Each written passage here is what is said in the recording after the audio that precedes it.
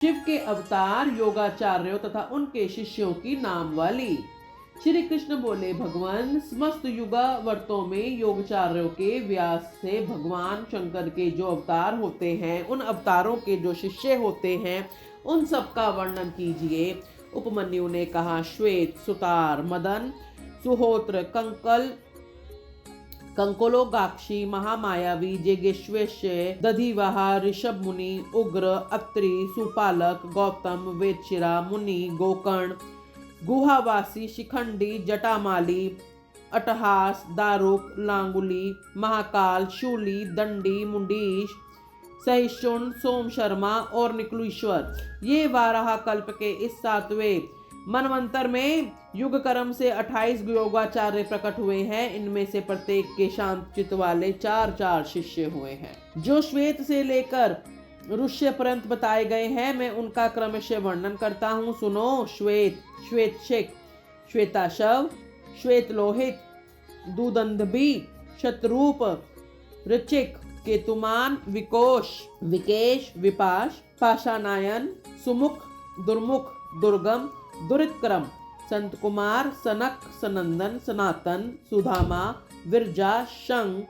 अडज, शाश्वत, मेघ, मेघवा, सुवाहक, कपिल, आसुरी, पंचशिक, वाशकल, पराशर, गर्ग, भार्गव, अंगिरा, बलबंधु, निरामित्र, केतुभ्रंग, तत्पोधन, लंबोदर, लंब, लंबात्मा, लंबकेशर, सर्वज्ञ, संबुद्धि, साध्य, सिद्धि, सुधामा, कश्यप, वशिष्ठ, विरजा, अत्रि, उग्र, गुरुश्रेष्ठ, श्रवण, श्रविष्ठक, कुणी, कुणबाहु, कुशरीर, कुनेत्रक, काश्यप, उष्णा, चयन, बृहस्पति, उद्धव, वामदेव, महाकाल, महानिहल, वातश्रवा, सुवीर, शिवायक, यतीश्वर, हिरण्यनभ, कौशल्य, लोकाक्षी, कुथमी, सुमंतु, जैमिनी, कुबंध, कुशकनंधर, पलक्ष, दर्भयाणी, केतुमान,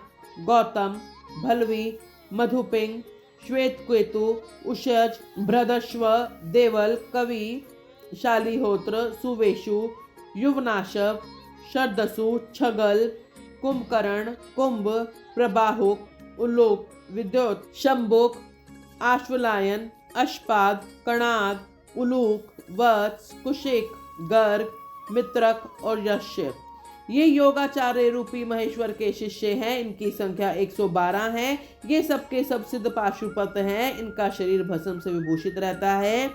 ये संपूर्ण शास्त्रों के तत्वज्ञ, वेद और वेदांगों के परांगत विद्वान, शिव आश्रम में अनुरुक्त, शिव ज्ञान परायण, सब प्रकार की आसक्तियों से मुक्त, एकमात्र भगवान शिव में ही मन को लगाए रखने वाले, संपूर्ण द्वंद्वों को सहने वाले, धीर, सर्वभूतहारी, सरल, कोमल, स्वस्थ, क्रोध शून्य और जितेंद्रिय होते हैं। रुद्राक्ष की माला ही इनका आभूषण है। इनके मस्तक त्रिपुंड से अंकित होते हैं। उनमें से कोई भी शिखा के रूप में ही जटा धारण करते हैं। किन्हीं के सारे केश ही जटा रूप होते हैं। कोई कोई ऐसे हैं जो जटा नहीं रखते और कितने भी सदा माथा मुड़ाए रहते हैं। वे प्राय फल मूल का आहार करते हैं, प्राणायाम साधन में तत्पर होते हैं।